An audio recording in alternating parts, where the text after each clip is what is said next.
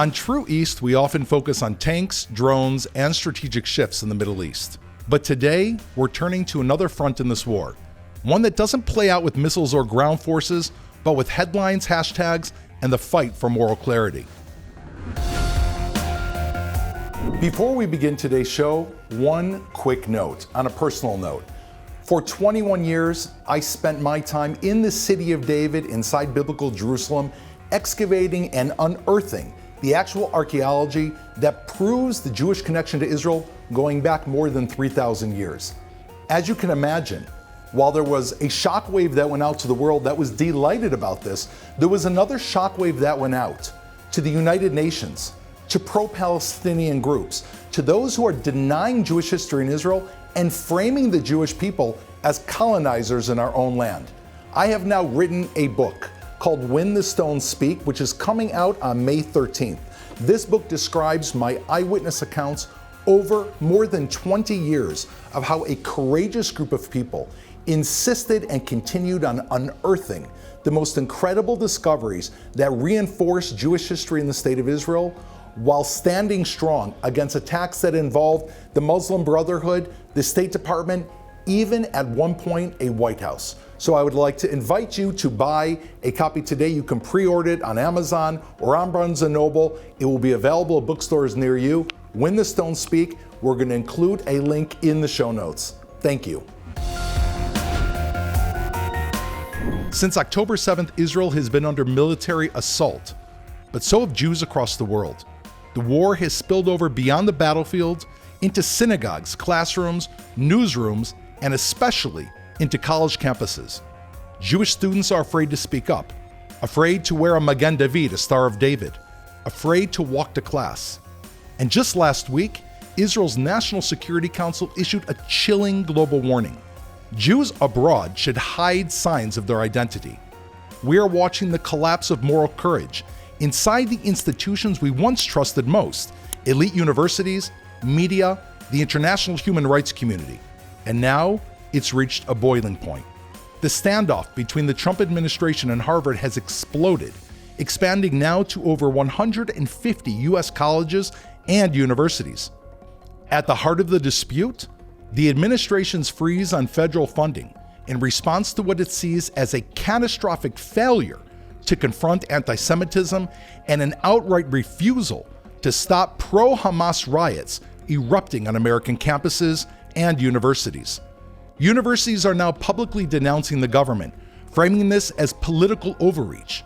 But for the Jewish community, the question is far deeper.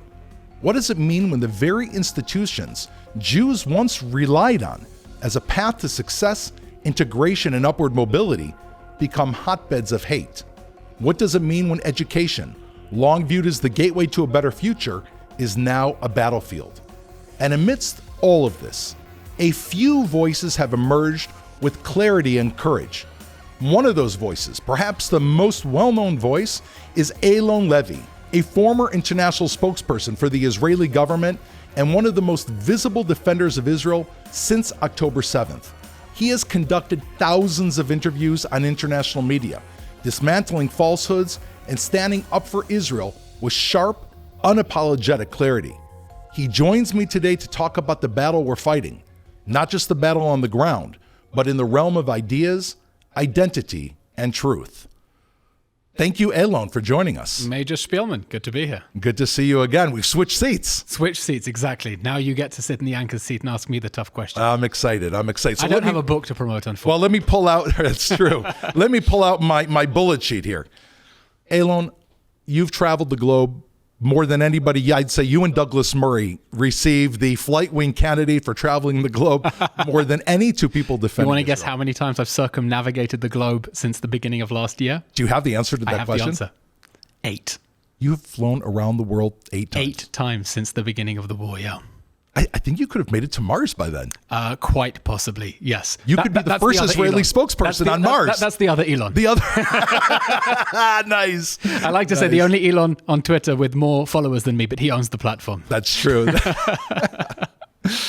Eylon, I want to ask you, with everything you've seen traveling around the world, since October 7th, we know we're at war. There's a battle. There's a narrative war. Where is the front today? And has that changed since October 7th? Well, the front line remains the physical battlefield. We still have men on the ground in the field, Gaza, Lebanon, Syria. We still have missiles coming from Yemen and a potential strike on Iran against its nuclear facilities this year. So the physical battlefield remains the most immediate battlefield. But there is another domain, and that domain is the information war. Now, in some ways, Hamas has deliberately rigged the battlefield, Lebanon as well to some extent, in order to win the information war. Hamas knows that when it builds its military facilities into schools, homes, mosques, hospitals, it tries to secure permanent immunity for itself. It tells Israel, you can't touch our facilities because if you do, you're going to get condemned. And when you get condemned, that's going to spark protests around the world and Israel will be delegitimized. That's the long game here. The long game is not to try to bleed Israel out on the battlefield, but to bleed it in public opinion. They want to bring the world, the enlightened world, to a place where they think that the Jews are worse than Nazi Germany. Worse than Nazi Germany because the Nazis couldn't have known any better, but the Jews really should.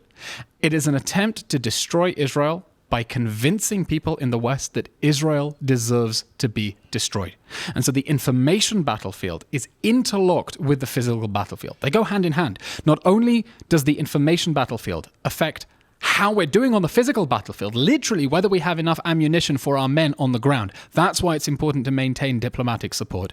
But the battlefield affects the information battlefield as well, the two of them, because of the long-term implications for Israel's international standing. It comes down to the question, are we going to emerge from this war as an international pariah, a Pyrrhic victory where we've won but there are smoldering ruins about us? Or do we end this war in a place where we have earned the respect and admiration of people who look at Israel and say, out of their darkest hour came their greatest. They stood up for themselves, and we can learn lessons from them too. You know, you speak about Hamas like this is a really carefully planned assault on Israel. Do you think this was scripted before they invaded on October 7th? I think Hamas knew exactly what it was doing. Hamas rigged Gaza's urban battlefield. It rigged Gaza's urban cityscape for war. With the 400 tunnels of miles, longer than the New York subway, underneath homes, schools, hospitals, mosques, they knew exactly what they were doing. They knew, and by the way, their own people have admitted to it in interrogations in the past, that Hamas hides in hospitals because it thinks that they're safe, because it knows that it's not going to be attacked, because it puts Israel in this impossible position where it bombs and people get killed and then it gets condemned, or it doesn't bomb and Hamas gets immunity, or it urges people to leave for their own safety, which is what a responsible, law-abiding military should do, and then Israel gets condemned for forcibly displacing people. So I think that the physical battlefield was deliberately rigged and structured in order to win the information battlefield. That's why Hamas fights out of civilian clothes, out of civilian buildings, because it's about the optics. Hamas knows how the media battle works. Unfortunately, it knows our biggest weakness. There are many people around the world who are not only willing to believe the worst about the Jews and Israel, they want to believe the worst. And Hamas serves them that excuse on a silver platter. So I want to talk exactly about that, because if Hamas is planning and creating a set where they're going to really frame Israel as being this enemy, it has to reverberate with those specific people that are just waiting for an opportunity. Do you think that they really focused on those centers? I mean, were they surprised by what happened in universities? Because that's beyond optics. I mean, I was surprised at the outflow of support for them. Do you think they understood that they had such a population there that would reverberate with the messaging? I think they did understand that, because so much of the debate that is happening about Israel is not really about Israel. It's a form of projection. As our friend Douglas Murray writes in his new book on democracy and death cults, people are blaming Israel for what they've been told that their own societies are guilty of. They've been told they're guilty of colonialism, dispossession, imperialism. So they project it onto Israel as a scapegoat. The Palestinian cause has become totemic of the international anti-colonial, anti-Western struggle, which is insane because there is nothing more neo-imperialist than the attempt to resurrect an Islamic empire on the liberated land of Israel, right? Hamas's project is an imperial colonial vision. Comes from the Muslim Brotherhood. That is the whole caliphate throughout the Middle East. Exactly, to establish a Muslim caliphate, a Muslim empire on the territory of a democratic country populated by the indigenous people of this land. Put that to one side. Do you remember of course you remember, it wasn't that long ago, the hostage release ceremonies? including the dead baby parades that Hamas put on for the Bibas children when they're all standing in their military regalia and outfits. What was the intended audience? There are several intended audiences. It's possible they were trying to send a message to Israelis to strike terror and fear in their hearts by showing how powerful they were. It's possible they were trying to reach international policymakers. I know from discussions with diplomats, they were shocked to see how well organized those parades were. They said, we thought Hamas had been defeated. We believed you, okay? A show of force. I think they were also appealing to the useful idiots on Western campuses because there is such a thing as jihad chic now. The keffiyeh has become a fashion statement. I saw it even walking around Toronto. People wear it like scarves. It's become a fashion statement. It has become iconic. You saw the outpouring of jubilation and exhilaration for Yahya Sinwar when he was killed on social media. People taking the video of him waving that stick at the Israeli drone as if it was some amazing, glorious act of resistance. There is a revolutionary chic behind Hamas. And I think that when they put on these images, they know exactly the audience that they are playing in for in the West. The people who think that these, the Islamist, jihadi, misogynistic, patriarchal, homophobic, etc., who think that these awful, awful monsters share a common cause with those who claim to be on the front lines of humanity. That's and on the front lines of progress. You're telling me that the campus students that are wearing those scarves and are wearing the keffiyehs, when they saw Hamas parading the babies around, they actually felt strength? I think so. Wow. It's a chic. Wow. It's a look. It's like the Nazis and the fascists. They had their own aesthetic. There is a Hamas aesthetic. And they know, when they look at the ways that the students are protesting with the keffiyehs and everything, that they're trying to interconnect the visual language there. So I don't think you can disconnect how the radical protests in the West are giving strength to Hamas because they look and say, we have the sympathy and admiration of elite institutions. And the other way around, how Hamas's acts of violence and barbarism that were celebrated immediately after October 7th give courage to people on university campuses because they see this as, liberation in action. It's revolting, it's twisted, and we can talk a little bit about what the administration is doing now to combat this.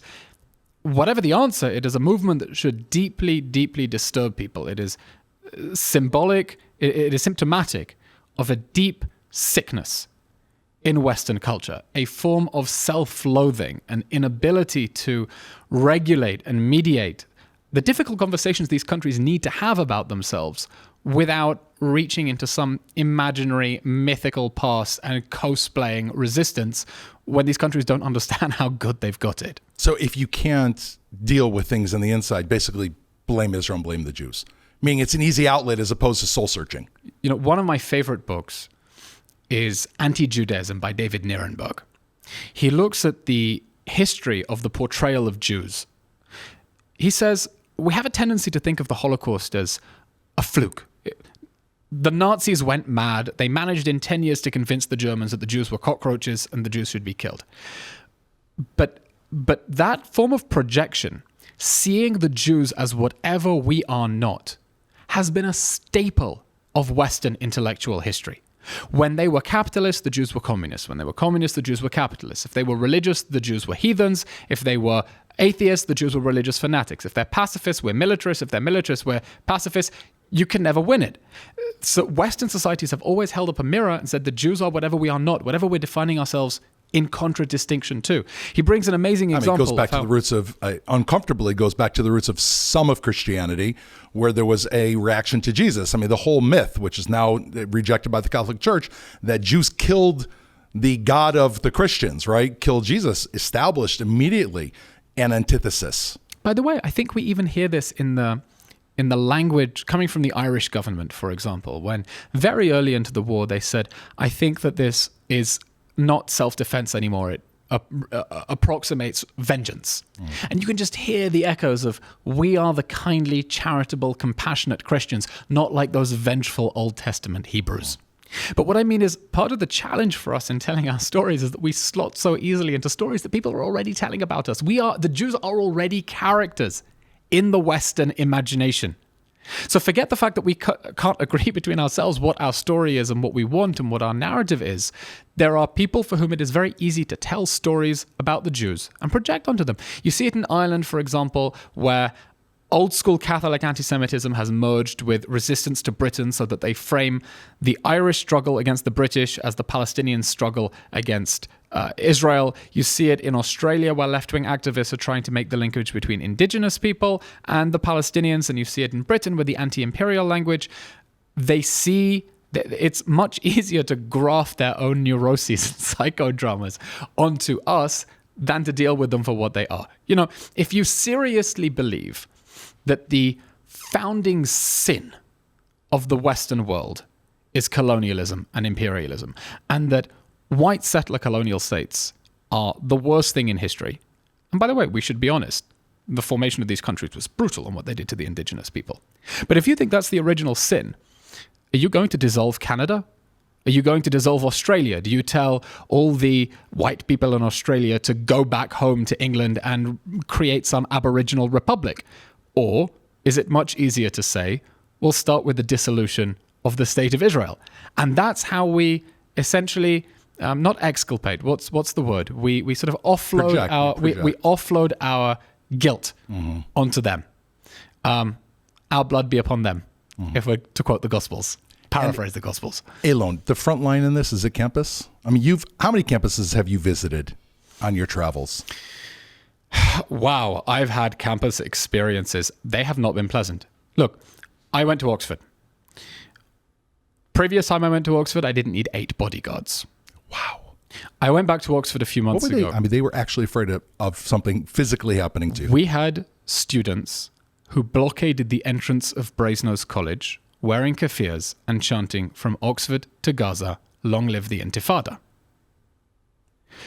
So I'm not going to have personal protection when there are people outside who are literally calling for suicide bombings in Oxford.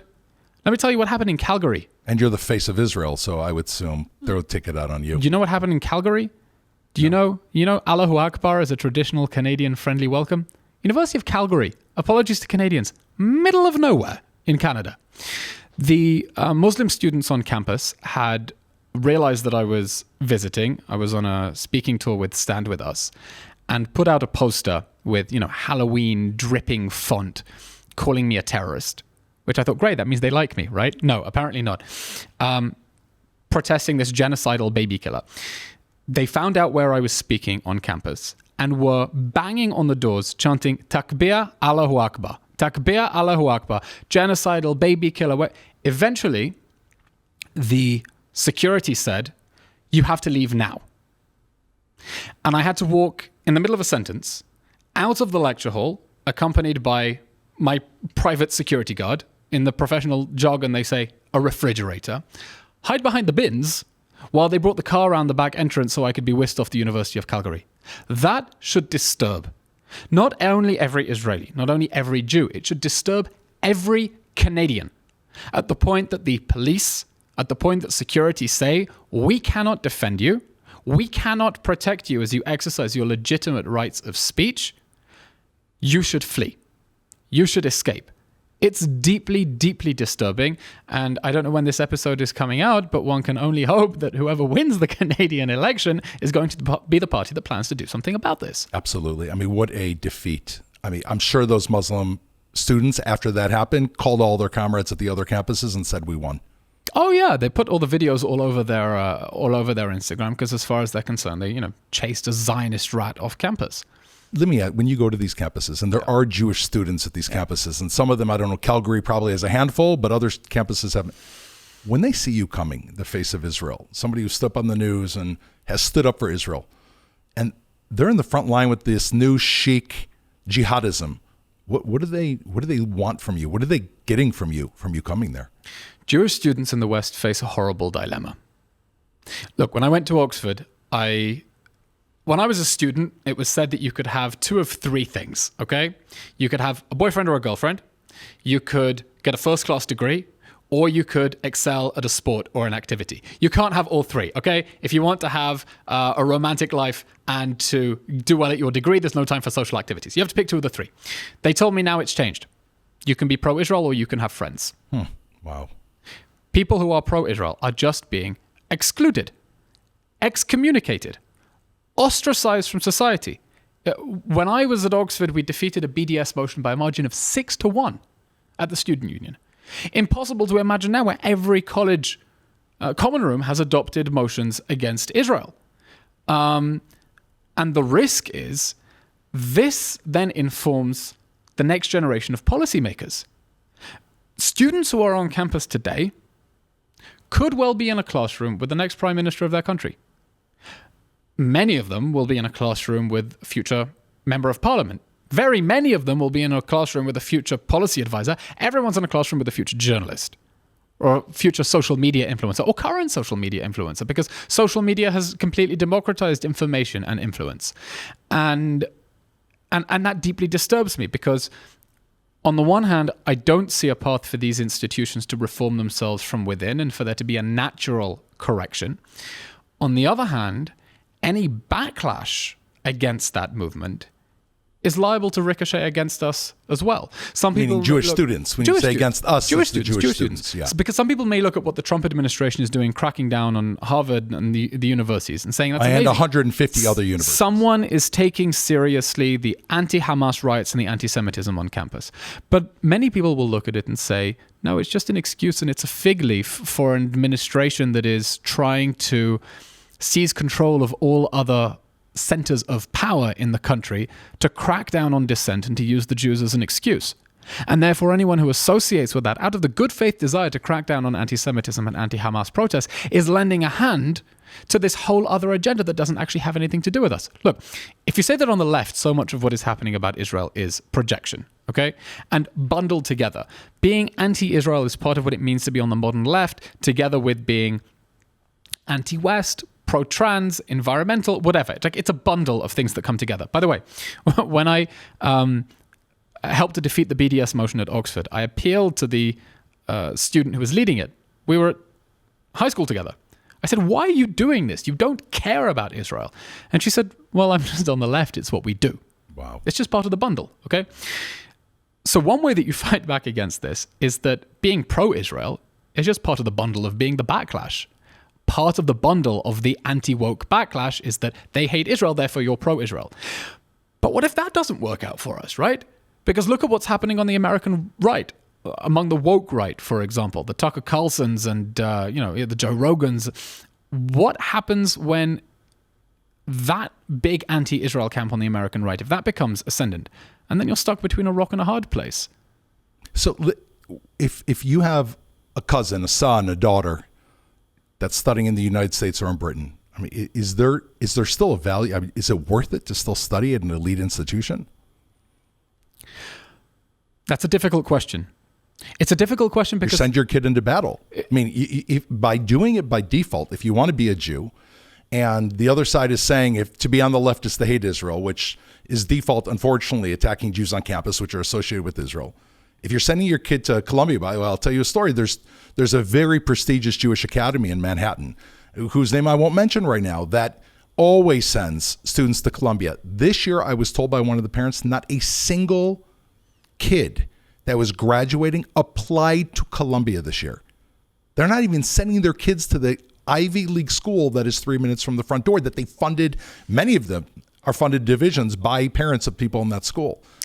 Look, so what's the answer here for elite education in America? When I meet Jewish students, I try to G them up and instill in them some fighting spirit to stand up for themselves. My slogan is, I tell them, you are not Gen Z, you are Gen Zionist.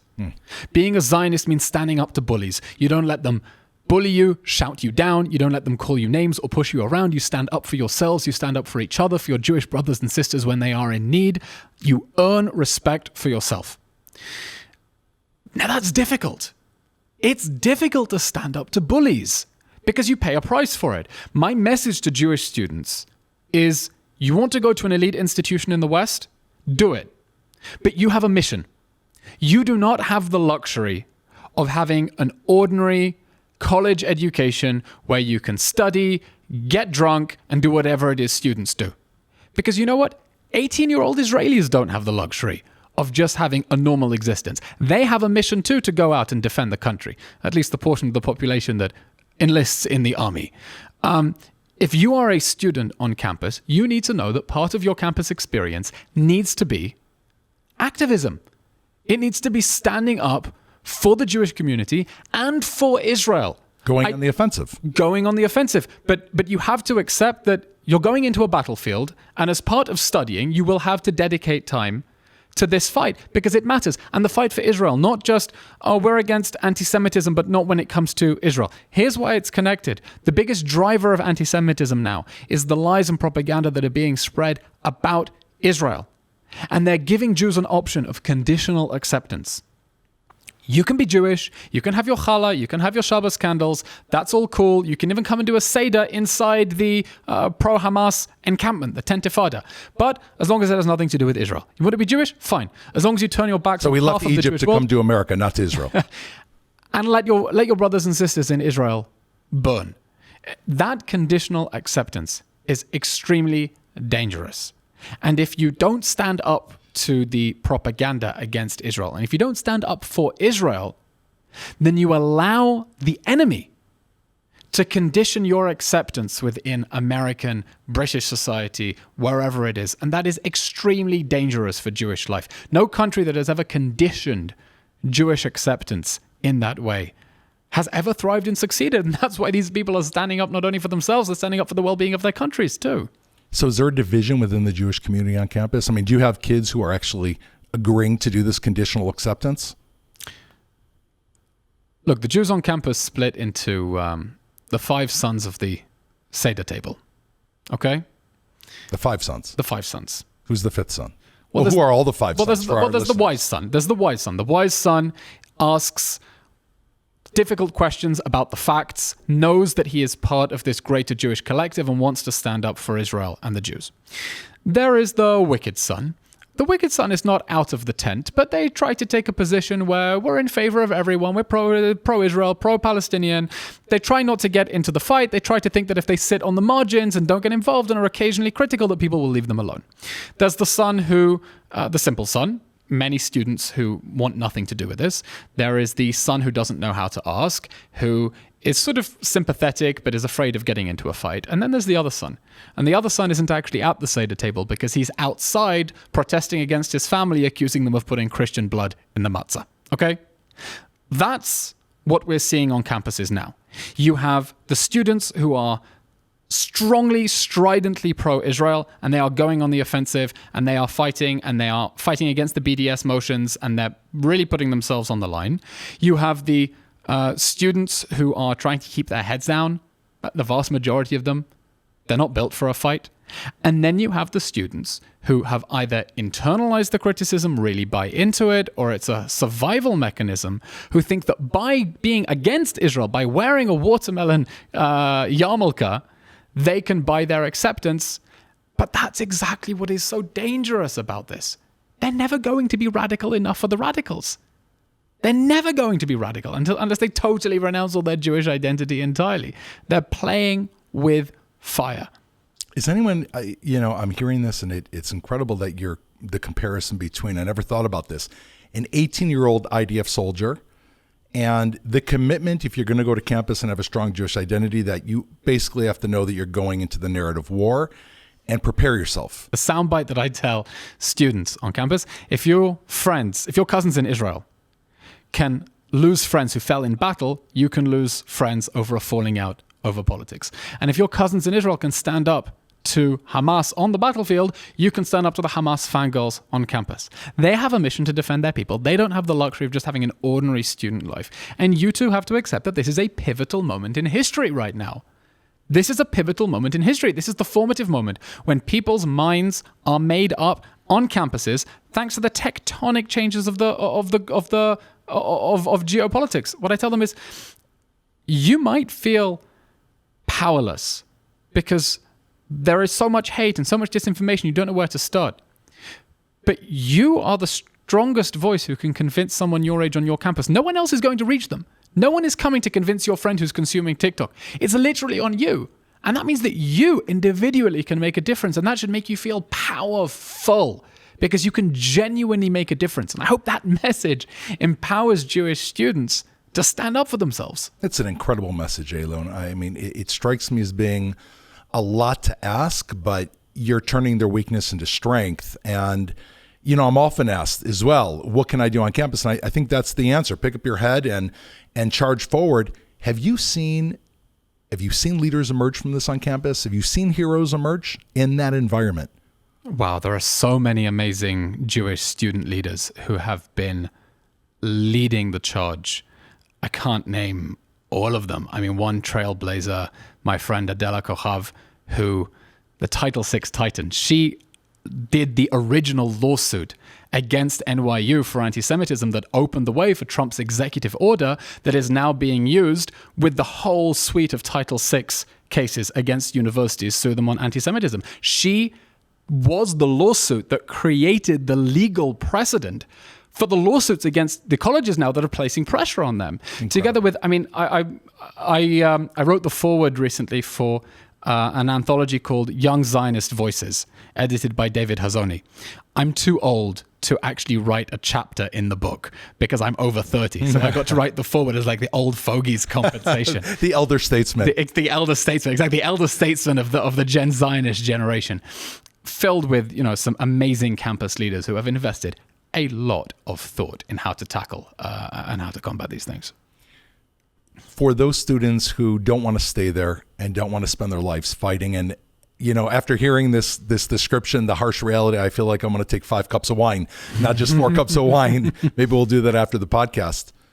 Do you think it's going to push more students to want to study in Israel, to make aliyah to Israel, just to say, what do I need to spend my life fighting?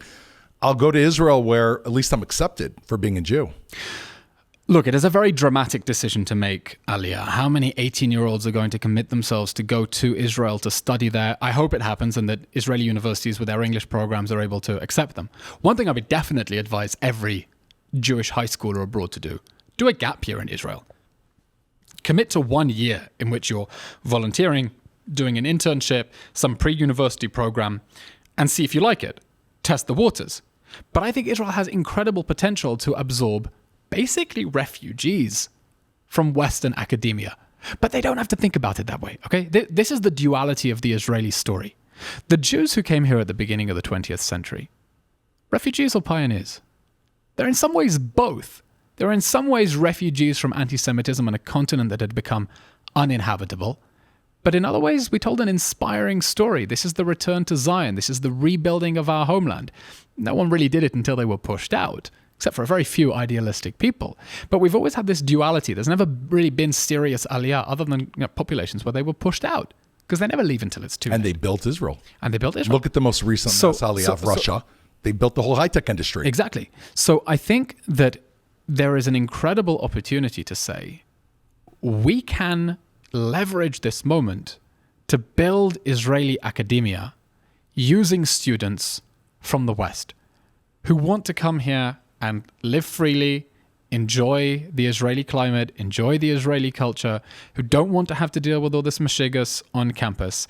And by coming here, you can be like, you know, the German scientists who escaped in the 1930s. I'm not comparing now to the 1930s, but people who say, this environment has become uninhabitable, and I'm going to go and build something. And I think that thought as well, that you can be part of building institutions that are less than a century old and propelling them up the global league tables, that is also part of our state building project in Israel, which isn't over yet. If we look 10 years forward, you know, we're doing a podcast right now, JNS, you're a leader in the Jewish world. Students who want to lead hopefully are listening to this and gathering strength in their parents and their grandparents. For just to speak frankly, for the Jews who are just going to try to fit in, not going to battle, not going to stand up, just going to kind of duck their heads, fade into the woodwork, not come to Israel. 10 years from now, do you see that community surviving? I mean, if you go through an entire college experience which is shaping and forming you, and you have to hide your Judaism, where do you see the diaspora in 10 years, 20 years? I know it's a big question, but this seems to be a formative moment. You said it yourself. This is like a line in the sand. No, I don't think that Jewish communities that try to disassociate themselves from Israel have any future. Because what is the anchor of their Jewish identity? Jewish identity used to be all-encompassing as a people, and then in the 19th century we decided actually it's just a religion, and then people said, well, we're not all that into the religion thing anymore, so what's left? I mean, what's left now is Zionism, Jewish nationalism, essentially, the belief in global Jewish peoplehood. Once you scupper that, but you've also really scuppered religious observance, what are you left with? There is no continuity to bagel lox and matzo ball soup, right? Israel is the beating heart of Jewish culture. It's you can't get away from what Professor Yossi Schein calls in his book, The Israeli Century. English translation is my own. The Israelification of Jewish identity. What is Jewish music now when you go to any Jewish event? They're playing Israeli pop songs. It's Israeli music. And it's not Hava Nagila. No, it's not Hava Nagila anymore. It's Omer Adam. And when they serve Jewish food, it's falafel and shakshuka, and it's Israeli food now.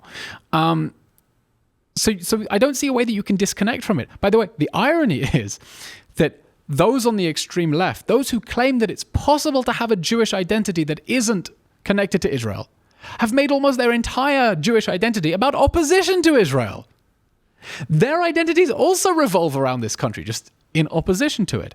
So is there a way to say, look, we don't want to have anything to do with Israel at the same time that religious observance itself is weakening? I don't see any serious prospect for them to have. Because what sort of pride do you have? What sort of sense of collective identity do you have if you decide to turn your back against half of the Jewish world out of fear, shame, loathing, revulsion? That's no way to live. What are you going to tell your children when you're having Passover Seder and Moses led the Israelites out of Egypt into the desert, into the land of Israel? Next year in a rebuilt Al-Aqsa. Exactly. What are you going to say, right? You know, Eylon, as we wrap up here, this is actually an incredible vision that you've given me in this discussion, which, you know, before October 7th, Israelis were fighting in the streets over legal reform, and there was a big divide. And there was more and more. Israelis are fighting in the streets now. That's true, but I do believe that there's a difference, meaning having shared a battle on the battlefield, even those Israelis who are in the streets, and they are a minority, I'm not discounting them, the vast majority of the country has become at least unified to some degree around fighting our enemy. But one thing that I didn't think about until this conversation is that now, as a result of October 7th and that tragedy, Israelis are fighting and risking their lives, to quote what you've been saying, and American Jews now basically have to fight for their Judaism as well, something that pre-October 7th may not have happened. And do you think, this is my last question for you, the fact that they are now fighting for their Jewish identity or going to give up, and we're fighting for the state of Israel, are we closer now than we were before the war? October 7th has definitely brought the Israeli and diaspora communities together. It's pushed some communities away.